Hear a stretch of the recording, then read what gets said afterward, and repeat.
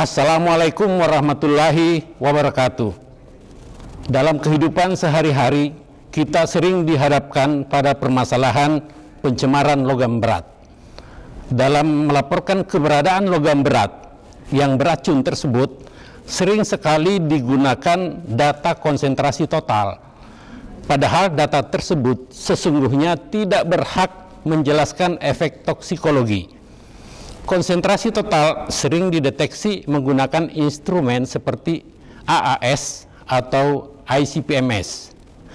Sebenarnya, jika logam berat ditemukan dalam konsentrasi rendah, belum tentu aman dan tidak berbahaya. Sebaliknya, jika ditemukan dalam konsentrasi tinggi, belum tentu berbahaya dan beracun. Karena itu, jenis unsur logam dapat berbeda-beda wujudnya, yang kita sebut spesies unsur.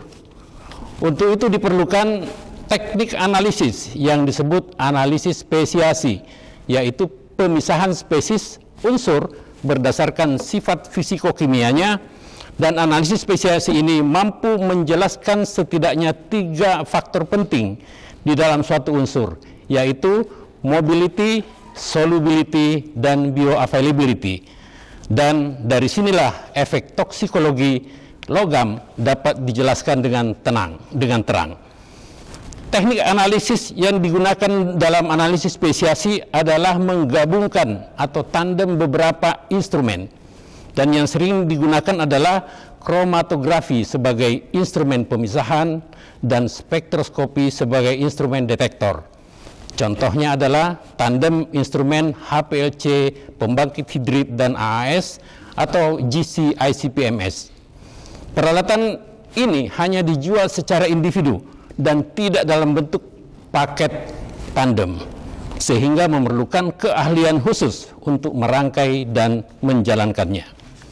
Dalam analisis arsenik, contohnya, yang pernah kami lakukan dengan menggunakan HPLC, pembangkit hidrit, dan fluorescence atomik yang dapat memisahkan dan mendeteksi keberadaan arsenik yang sangat beracun dan yang kurang beracun, bahkan yang tidak beracun sama sekali.